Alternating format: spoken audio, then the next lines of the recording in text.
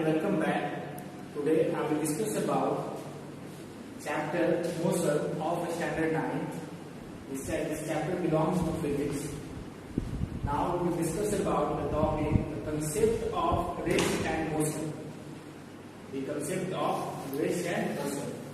Before discussing about rest and motion, we have to know about the two different terms. The first one is origin and the second one is space. First, origin. Origin, or you can say reference point.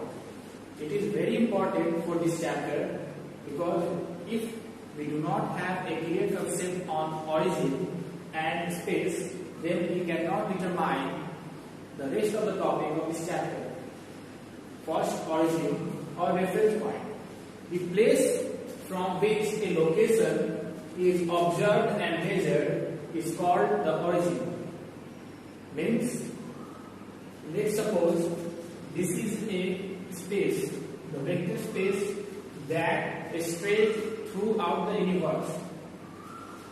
If an object is within this vector space and to measure that object, suppose A is that object which is in this vector space, and to measure this space, to measure this object, we have to take a reference point from where this object is measured. That is called origin. Now, second one is space. We have different concepts about space. Throughout the discoveries, the space has different concepts. But now we know it as a vector space. Space, it is the boundless three-dimensional extent in which objects and events have relative position and direction. Means, space is a boundless three-dimensional extent. You can say a space is stretched in all three dimensions. The first one is x, the second one is y, and the third one is z. The whole space is stretched in three dimensions. It is the boundless three-dimensional extent in which objects and events have relative position and direction. Means, let's suppose this is the diagram of a vector space. There the rays indicates, this ray indicates, and this indicates about the z-axis. Now second one is, this is x-axis and this one is y-axis. They together bond with each other to form a three-dimensional space. There are three dimensions. The first dimension is x, the second dimension is y, and the third dimension is z. In this three dimension, let's suppose this is a object A and it is placed here. So, to measure the value of or to relate this object with some another object, we have to take a reference point, that is called origin, from which this object is measured. This is the origin, that is represented as O. This origin shows the relative position and the direction of this object. Means, if this is the origin, here we can say it just like a Cartesian plane. You earlier in your classes of standard 8, you learned about Cartesian plane. What are Cartesian plane?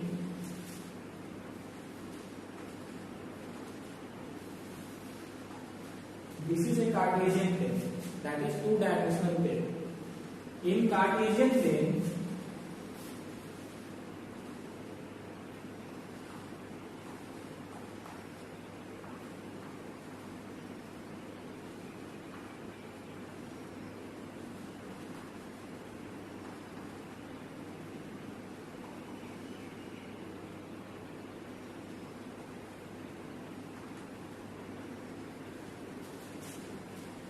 this part is x positive and this part is x negative. This one is y positive and this one is y negative. In this Cartesian plane, O is the origin, and from here we measure the different objects, the value of different objects. Suppose an object is placed here. So how can we measure this object? We can measure this object by placing a perpendicular length to both of the axes. First, if we draw a perpendicular towards x-axis, a perpendicular line towards x-axis and a perpendicular line towards y-axis, here it forms a 90 degree and we get two values. The coordinates, the axis and coordinate. The first one is x value. X value is something between 2 and 3. X is between 2 and 3. X is between 2 and 3. And the second one is y value. Y value is equal to 3. So by this way we calculate the exact position of an object. Either it is object A or it is object B. And we also determine the direction of this object from the origin, in which direction this object lies. And this is the work of Cartesian plane. How Cartesian plane helps in identifying the position of an object, the relative position and direction of an object. But this is a two-dimensional plane. This is a two-dimensional plane. Now, to understand this term, that is space, we have to learn this topic on a three-dimensional plane. Means it is the boundless three-dimensional extent in which objects and events have relative position and direction. If suppose this is the origin, actually this position is the origin, this is x line, y line actually, and this one is x line or x direction, and the point that is pointed out of the board is G line. And to measure an object somewhere between this whole space, suppose this is the object. To measure this object, we have to measure all the values of x, y and z regarding to this point. Means this is the point of reference from something is referred. From this point something is referred. Or to measure this value, that what is the position of this object from here. What is the value of x coordinate, what is the value of y coordinate, and what is the value of z coordinate. And after getting all the coordinates, we together combine them and we can say this is the relative position of an object. And we also find the direction of the object. That object was here, so this is the direction in which it is moving. So a space is a boundless three-dimensional extent in which objects and events have relative position and direction. Now these two terms helps us to understand rest and motion. How can we learn about rest and motion by using these two concepts? Because if there is an origin, there is a measurement of position of certain object. If there is an object space, then we have a direction as well as its position. Now for rest, Actually, rest is a term.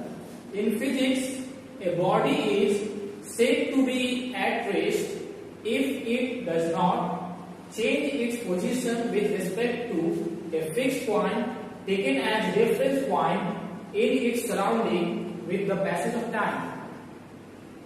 Means we can say that object is in rest or in motion. Either this is the phase of an object, means in what state the object is. Rest is the state of an object. In physics, a body is said to be at rest if it does not change its position with respect to a fixed point taken as reference point. Means, look at here in this diagram. Suppose this is the object A and this is the reference point O. Here we measure the value of A, its position as well as its direction. Suppose this is the case of at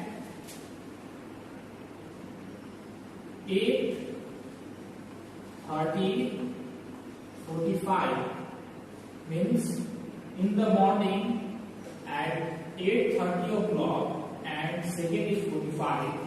At that time, the position of this object is A.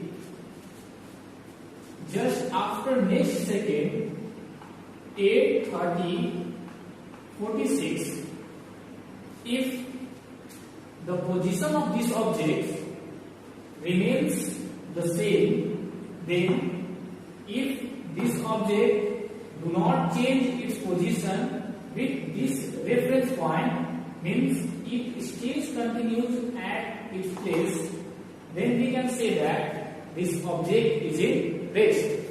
But once this object start moving to another place, then its position changes. How can we say that its position changes? Because look at this here.